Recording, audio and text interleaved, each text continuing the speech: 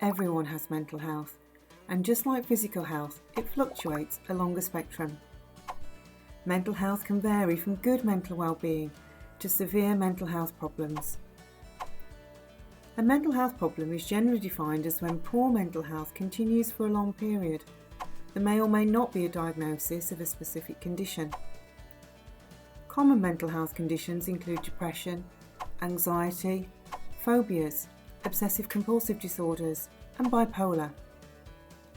Mental health problems affect around 1 in 4 people in any given year.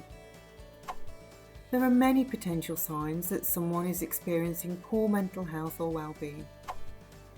These signs individually do not necessarily mean that someone does have a mental health condition. Everybody is different. They should be treated only as indicators, but if you see them, consider whether you should have a well-being conversation.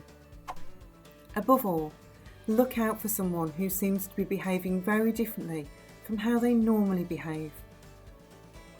One way to start a conversation about mental health and well-being is simply to say, "I have noticed." For example, "I have noticed that you do not seem yourself at the moment." Or, "I have noticed that you seem to be working very long hours." After sharing your observation, here are a couple of useful follow-up questions. How are you? How are you feeling? What support do you need? What do you need from me right now?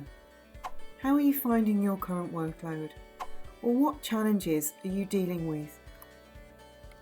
If the other person does share with you that they are struggling with their mental health or well-being, consider referring them to our support services for staff or encourage them to talk to their GP.